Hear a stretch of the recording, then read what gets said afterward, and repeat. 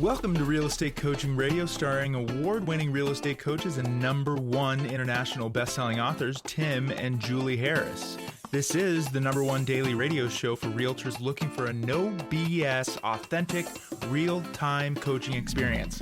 What's really working in today's market, how to generate more leads, make more money, and have more time for what you love in your life. And now your hosts, Tim and Julie Harris. We are back, and this is part 2 on how to build your amazing, incredible, door-busting open house system. And the feedback we had after yesterday's show was quite off the charts. For example, Julie Harris. Yes, lots of examples of people who are doing open houses and are getting killer attendance. And I was thinking with reading all of the great feedback that open houses are not just that 1, 2, 3 hour event. It's the things you do before open houses, door knocking the neighborhood like we talked about. We'll talk about that a little bit today. The things you do after you've met a ton of people in the open house where you've got their contact information. You can door knock again afterwards. The follow-up that you've got, the appointments that it creates. So I think that some agents, some of our listeners may be thinking about, well, gosh, I don't want to blow 2 hours on a Sunday, right? But that's not the right mindset for it. It's turn this into a really killer lead generation spoke, systematize it, and you will find that you get repeat referral. It's, duplicatable for your business. It's very easy to look at a system, right? A system is essentially, it's something that's going to be follow this step, follow that step. This leads to that, that leads to the other. The one thing that you can't really integrate into a system, and really what is perhaps the most important reason why you should be doing open houses, is the psychological benefit from being in the community. The psychological benefit from talking directly with prospective buyers and sellers, using scripts, you can learn on the job, right? Seeing yourself as a real estate professional, seeing that when you follow a script, the script actually results in the exact thing that you were anticipating based on what the script said. When you're reading one of our scripts, and I know some of you don't like scripts, your egos will say, oh, I don't like using scripts. They just seem so forced. They seem so fake. Every single professional on planet Earth has always used and will always use a script.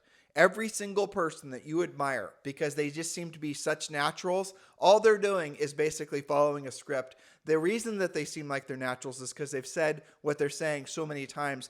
They've arrived at the level of conscious competence, and they're able to, really, is that the highest one, conscious competence? Yes. Yes. Yeah, and so they're able to actually operate on autopilot, but they're just following a scripted approach. And if you're following a scripted approach too, whether you like it or not, but the reality of it is that if you're not following a proven scripted approach, you're probably not getting the results you could otherwise get. Point being, when you see yourself in action, see yourself working directly with prospective buyers and sellers for you, you are going to start changing from the inside out. If all of you, every single listener, thinks that they need motivation before they take action, that's absolutely the wrong order of things. You get into action and the motivation follows. Just psychologically think through what I just said. If you're holding an open house and you're having conversations with folks and you're seeing those conversations are leading to those people becoming potential clients for you, doesn't that make you feel motivated? Versus reading a whole bunch of motivational books and going to a bunch of motivational events, hoping and praying that somehow that's going to get you into action. The action will always lead you to the motivation. Please don't forget that. So Julie, let's get to point number 7. Yes, so this is part 2, point number 7, door knock / canvas the neighborhood. Some of you like that word better. The day before the open house, speak with as many homeowners as possible and ask whom you should be calling so they can choose their neighbors. Now, having that conversation, that light script, let's, choose your neighbors. Whom should I be calling to invite to the open house? That's easier and less confrontational than just saying, hey, when do you plan on moving? Right? Exactly. If it's them, they're going to tell you. They're going to ask you. Okay, so remember, when you're doing this door knocking we talked about yesterday, you're going to have some fun, fast facts about the neighborhood. So if they ask you, well, gosh, what are things going for in the neighborhood? I see for sale signs come and go fairly quickly. What do you think I could get for my house? And remember, and I know some of you are going to do this, your job is to not flyer the neighborhood with CMAs or a market analysis. Your job is to meet people, have conversations, and if they showed an elevated interest in having a CMA done on their property, then you actually will, gather their information and follow up with fulfilling the request. The information on the neighborhood is in your phone. You're reading it in an email, let's say. So you've forwarded yourself an email with all the relevant salient market facts, and then you can ask them if they'd like you to forward that email to them if they're showing, again, an elevated level of interest. Remember, if they're showing an elevated level of interest, it's probably because they're thinking about selling. Every single conversation with every single person ever, you always have to have in the forefront of your mind, even if they show up in your life as a buyer, that they probably have something to sell. And if they're really older than probably 55, they might have multiple properties that they're thinking about selling. Mm-hmm. So keep all of this in mind. And I'm going to give you an advanced, let's call this point number 7 advanced. Okay. Because I scanned your 7.5. 7.5. All right. So one of the other things that some of and this works really in every price range, but I've had a lot of upper end coaching clients use this technique. You do a neighbors only open house. Mm-hmm. And so what you do is, let's say, for example, the open house is scheduled for 1 to 4 on Sunday. You're going to do a neighbors only open house that starts at 10. You don't have to do it the same day, but you get the gist of it. And then when you're walking around and you're door knocking, you do give them something, and it's a nice invitation to the neighbors only open house.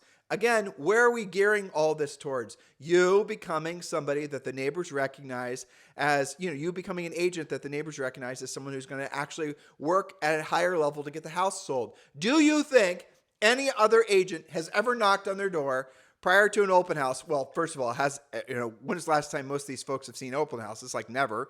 But let's say they have, and have they ever had the agent holding the house open invite them to a neighbors only preview? No, they have not. What they have experienced is agents who will put open signs in the front yards without asking and things like that, which actually goes to point number 7, even more advanced.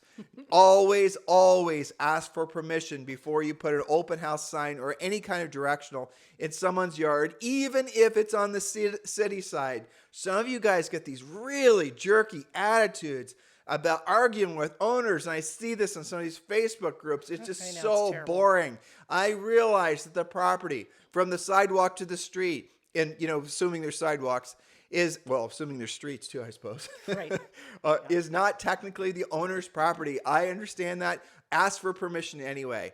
You will experience, maybe some of you listening have experienced, following this advice, knocking in the door, asking for permission to put the sign in their front yard, and then they're going to say something like this, especially if it's a corner property. You know what? For years, agents have been putting their signs in their front yard, and you're the only one that's ever asked. And then guess what happens? You now have made a friend and then probably a future client. Think out of the box. Again, go to the point I was making when we started today's podcast, that the real benefit is you being a professional, you away from your computer screen, you actually talking to people about buying and selling real estate, you actually becoming the person you want to be, not just thinking about it. And one of the quickest shortcuts for you doing that is joining Premier Coaching.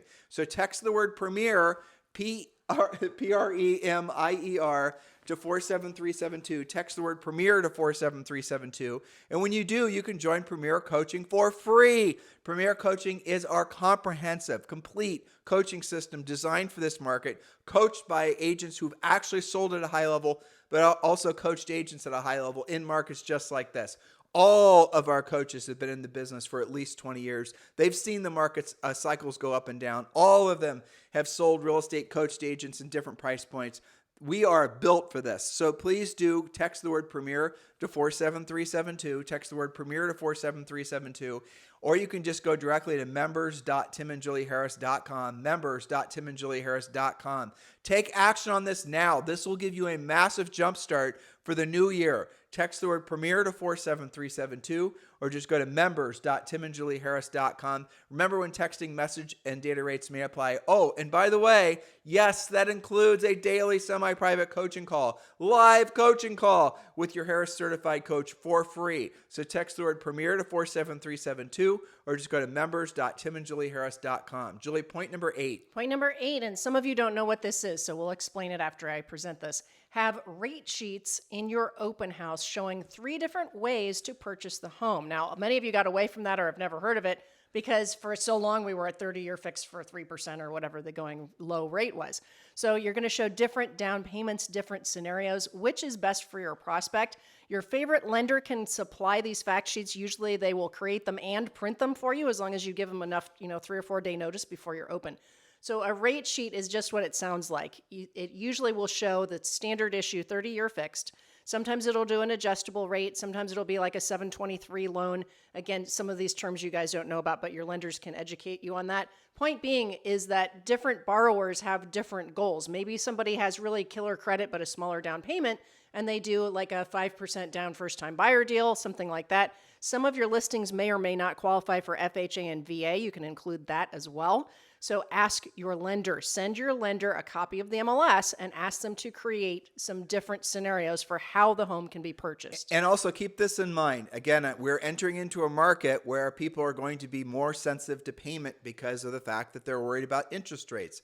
Julie and I are going to be doing a number of educational podcasts on essentially what really is going on in the market and what, all the things you need to know to making sure that you're not losing momentum in your real estate business. Which, by the way, on an aside, we did do a lot of homework on actually what's happening with real estate sales this year. Despite what the headlines might lead you to believe, this is actually going to be another record year for home sales. But that aside, so here's what basically you're going to do. When you are making those home brochures or the flyers for the open houses, you do want to put, as Julie just said, put payments, but considering put a monthly payment on the actual home brochure, and then you have to disclaim what the payment is based on. And sure, you want to put the most aggressive payment using the most aggressive mortgage product that there is, just to show the buyer the different scenarios. And chances are, Julie and I were just talking this morning, we, in some of our markets where we have rental properties, we've been raising the rents substantially. And there's some people that we've been reading about in Las Vegas in particular that year over year have raised the rents by 40%.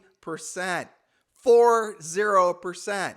Now, where's that lead? Well, it's leading into the simple fact is that the rents will increase as fewer people buy homes. The demand for rental prices will increase, which means that obviously rents are going to increase. But at the same time, how many of these tenants know that they could actually be purchasing a house for the same, if not substantially less, they're paying in rent?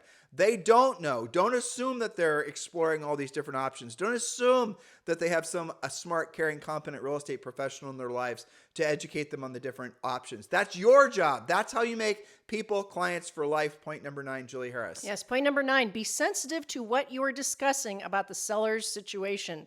What are you actually authorized to share? If a potential buyer or their agent asks you why the seller is selling, what are you allowed to disclose? Will they perceive that the seller is more or less motivated by your answer? If the seller is, missing payments, or the seller is getting divorced, or the seller is getting relocated, well, the buyer or the buyer's agents might assume that they can come in lower than what your job is to bring them a higher offer. So it's best not, you can just say that they're building or something like that. They've chosen a different neighborhood, whatever. But find out what you can actually disclose so that you don't actually create a problem for yourself or the seller. In other words, don't go there and make it out the seller's just looking for all offers. The seller's open for anything. Unless they tell you can. Which they never do. Unlikely. Yeah. So just be very careful that you're not using overly emotional or, essentially words that don't really represent the seller's situation. Because you could juice a buyer's agent up to make a lowball offer, whereas before they would have made a normal offer, maybe at 98% or 99% of the asking price. But because you led them to believe that seller's desperate, lack of professionalism, frankly, that's what agents are the biggest reason that there's stress and, deals like this at the end of the day. And remember, too, a lot of homes are recording secretly as well. So you never know what's going to be coming back to haunt you. So take the high road. Recording secretly through webcams and things like in the house. Yep. You have to assume when you're walking through a house that you are being recorded at all times. Isn't that just about as creepy as you can get? It's creepy. Point number 10. Yes. Okay. Point number 10. Systematize your open house spoke and turn it into your lead generation machine. Agents who are great at this consistently generate at least one new listing from every open house and an endless supply of buyers, some of which also have homes to sell. Never pay for buyer leads again when you can instead generate better quality leads yourself. I'm thinking of, for example, you mentioned the neighbor open house, Tammy Irby, Northern Virginia, okay? Every time she does a neighbor's open house, she has such turnout because she's systematized her open houses.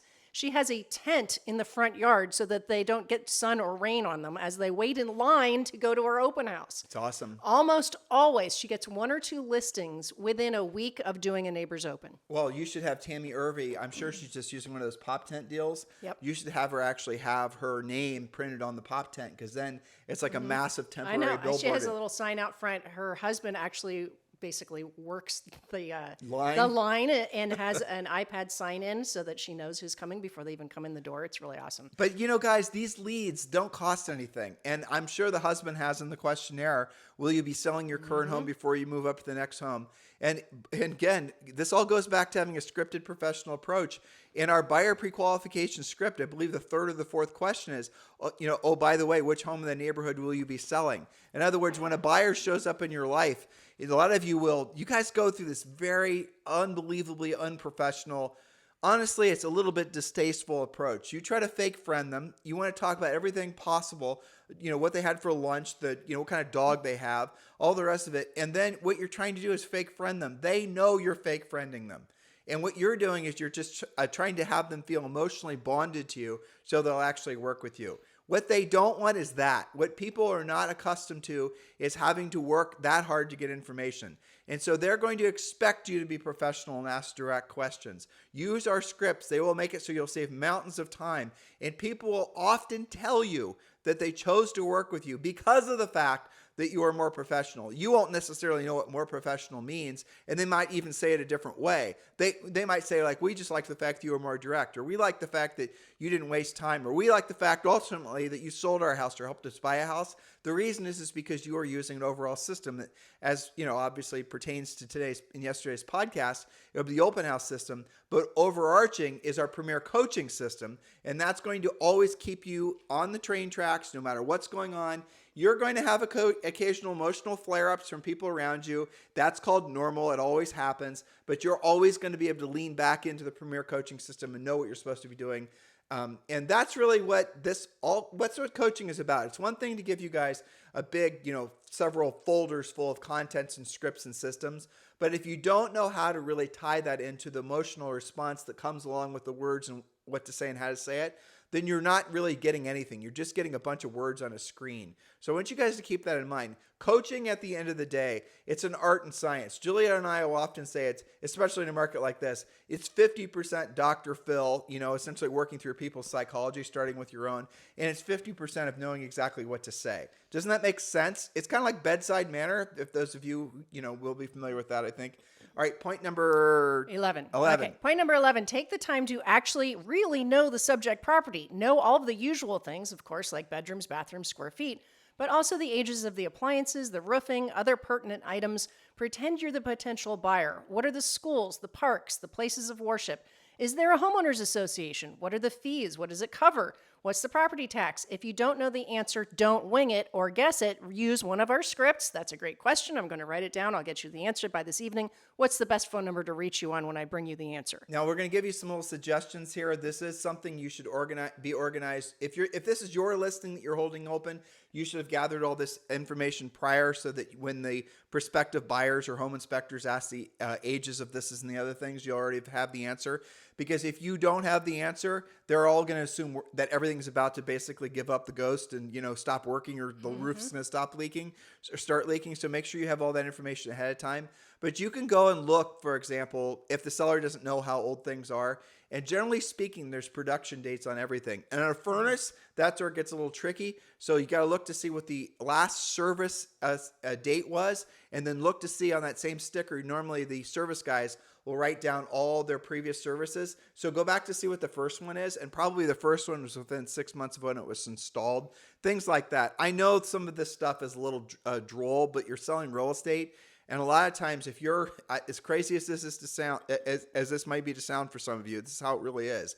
You're going to have a buyer walk in, and they're maybe in their mind, they're trying to compare your house, your listing to two other listings. And in their minds, they're all basically the same. But your listing has got a newer roof, and let's say the appliances are a few years newer. And that's going to be the one they're going to make the offer on. Well, and maybe you put a home warranty on top of that too. Exactly. And these are all the different, that's actually a really great point. So you can have, we've talked about all this before endlessly, but really another good thing to have on the countertop to make your listing more appealing is you can actually get a home warranty on a property that protects the seller while the house is listed. Now, a lot of you, I have to remind myself, a lot of them don't even know what a home warranty is because they haven't had to sell them. Well, I was deleted from their offers because they weren't allowed to have that. They weren't allowed to ask for it. Exactly. And buyers didn't know to ask for it. So guys, you guys can get home warranties on your listings prior to the house actually being in contract. In other words, It's called seller's coverage. seller's coverage, and it's not that expensive. So if anything major goes wrong with the property that wouldn't be covered under the homeowner's insurance, you can have that actually covered by the home warranty. And that, we're talking appliances and heat pumps. It's pretty much everything except the roof and the foundation. Yeah, it doesn't cover windows and things like that, though. I mean, I think you can add coverage, but it's the things that usually come out in a home inspection: the furnace, HVAC, the plumbing, the electric, all the standard issue stuff. Any of you have ever sold houses with pools, for example, or spas? They always are broke and need work. Always. So one of the smart moves is to get a home warranty policy that protects the seller prior to the inspection. That way, if the inspection comes up with any lists of crap that the house needs, inevitably the hot water tank or whatever, the home warranty will actually cover it. I know this sounds crazy, but this is really how it works. And then that warranty transfers to the buyer at closing. Exactly. But then what you do is you do exactly what we just said, and then you actually have the house pre-inspected. Use the inspection also. This is prior to the house being in contract. Yes, the seller's paying for all this, but it's going to make your property way more appealing. And maybe you're not in a market like this now, but you soon will be. Have the house pre-inspected. Put a warranty on it ahead of time. All the items that were found in the inspection, have those things fixed. Lean into the warranty if you need to. That way, when a buyer walks into the property, they're going to see that thing as truly turnkey. They're going to see a house that's actually been prepared for market, and there are fewer questions and fears for them, with regards to the age of the roof or, whether or not the spa tank or whatever the hell it is. I mean, there's so much that breaks. More expensive houses, you take a furnace and now you got 6 furnaces. I know. It can be a nightmare. I mean, listing agents know what we say is true. Well, and they've escaped from it for a long time because they could sell it as is. Julie and I had a house that we bought, and we thought it had 2 furnaces, which is a lot. And then we discovered it had 3 furnaces. That the home inspector didn't know about the 3rd furnace. Yeah, I mean, they can be in the attic, they can be on the Exactly. roof, they could be in the garage. So imagine this. You now have more competition. We've got one more point, but imagine that you are the listing agent or you're doing an open house trying to sell the house. And there's 4 other houses generally in that neighborhood or a competing neighborhood, but you have had it pre-inspected. You can do deals with home inspectors where they don't charge the full-blown inspection. They just do major appliances, which is what you're worried about anyway. So it's pre-inspected. There's a home warranty on top. You know the ages of everything. You have a list of what the seller's already replaced. You're priced correctly. And it's you versus everybody else. What is the buyer going to decide on? And then there's a rate sheet on the counter that says there's a different way to buy it where you don't have to put 20% down. Oh, by the way, you've got to save CMA for that very neighborhood so that you could send that to any prospective sellers. And remember, all of this is designed to get the sellers and the neighbors who might be becoming sellers to want to list with you. What you're doing is pre-selling yourself in an open house. Yes, you will sell the house, but guess what? The house will sell itself if it's priced right, condition, and location. You're marketing yourself, really. You're marketing yourself. You guys are spending all this money and time thinking you need to come up with all these sort of bizarre branding techniques. We just gave you one. It's called actually doing your damn job at a high level and letting the world know that you're doing it. That is what that's how you create a long-term reputation. And that reputation word has been, I think, kind of co-opted by the word branding. But really, at the end of the day, it's synonymous in real estate. Point number 12. Point number 12, and this is really important lately because open houses are so heavily attended. Get an open house partner who is licensed ideally to help you manage the sign-in process, answer questions, provide added security. It's a great thing to have so many people attend your open house, but even better when you're able to actually contact them or be in contact with 100% of them after the fact. Now, some of you have spouses, like Tammy's husband helps her a lot. Some of you have kids in the business. Some of you are just agent friends with somebody else.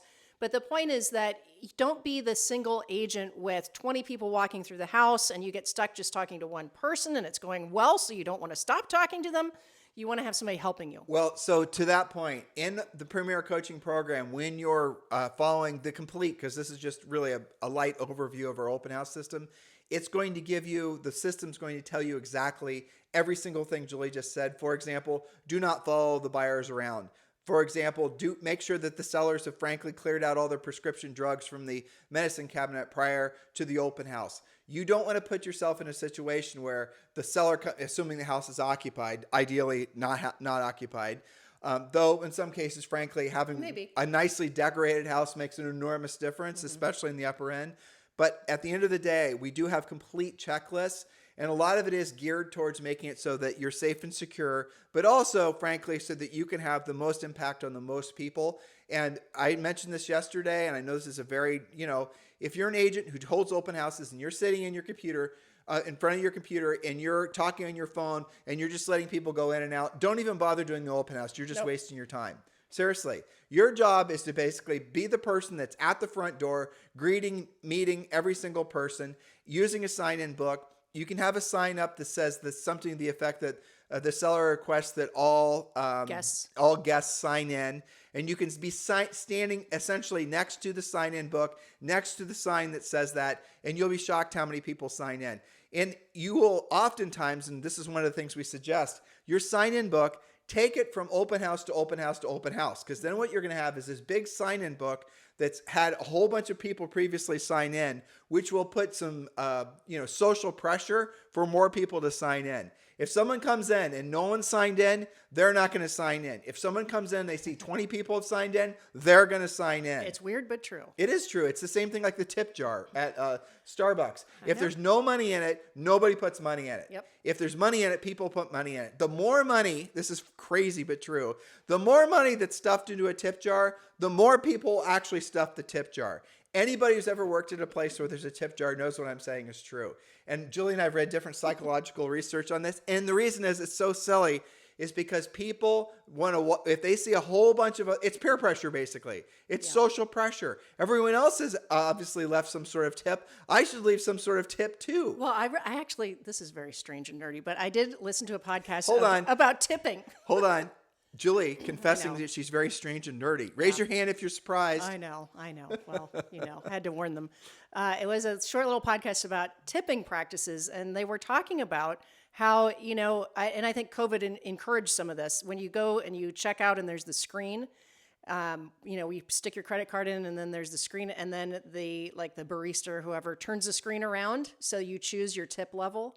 And the person that invented that, part of the philosophy behind that was the person behind you will see if you're being cheap and not tipping. Yeah. So there's social pressure for you to click on at least the minimum, right?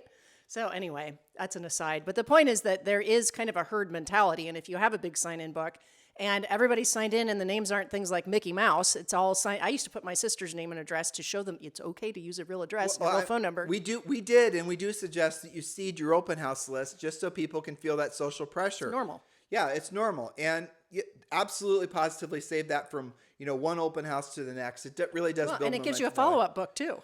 Well, totally. I mean, that's ultimately the point. Use these points, guys, but really this is just an overview of what you get in Premier Coaching. Text the word Premier to 47372. Text the word Premier to 47372. How about you planning on, for the rest of the year, do an open house every single Sunday? If you're from a cold climate like where Julie and I are from, as long as the snow's not falling, do an open house. By the way, again, I'm stepping on a lot of the things that are part of the system, but and again, when we were back in Ohio, when you were doing an open house or any kind of showings, we used to have a basket by the front door, and the basket, Julie's dad thought this up. Julie's dad worked part of our team, but the sign on the basket that said, please put on these shoe covers to protect the floors that might someday be yours. What a great idea. I know, and it shows, hey, from the get-go, this seller takes care of their floors. So isn't the assumption that everything else in the house is taken after? Of course it is, right? It's the same as, when you have a home inspector and they go look at the furnace, right? And the furnace filter hasn't been changed in 20 years and it's full of cat hair. What does the home inspector and the buyer think? Well, if they didn't even take care of the furnace, well, then nothing else is going to be in good shape. So you can counteract that by doing some simple things that we include in the system, simple staging, simple preparation that is going to make your listing shine. And one last thought before we send you off to do this system is that I get a lot of these questions, the coaches get a lot of this question, and I see it online. What do you do when you have a listing and the showing activity is slow or none? Well, guess what? Go do an open house. The sellers are going to love you, and you're going to have a bunch of people to follow up on. You might sell it yourself. You might sell something else as a result. You might sell it 2 weeks from now to somebody that went to the open house. But remember, doing nothing is not a strategy. If I were coaching you personally, this is what I would say. The point of the open house is to generate listing leads. The point of the open house is to generate listing leads. What do you mean, Tim? It's just not sell the house. Because at the end of the day, you do technically legally sell real estate, but the house sells itself. So if the house is positioned on the market, essentially correctly, price, condition, location, it's going to sell whether you do an open house or not. And the same, a lot of agents have argued with us on this because they don't have the depth and the breadth of the experience in the marketplace. Though if they, essentially are making it through this next phase in the real estate market, they will understand what I'm about to say is true. Marketing does not sell real estate. Marketing, advertising does not sell real estate. Exposing the house on more websites does not sell real estate. You will not find a single report ever written that counters what I just said. What sells real estate, and by the way, you don't sell real estate. You can't talk someone into listing their home who doesn't already, doesn't have plans to sell it. You can't talk a buyer into buying a house, maybe an investor aside, who doesn't already have plans to buy it. You guys get it? What you're doing really is you're aiding in the process.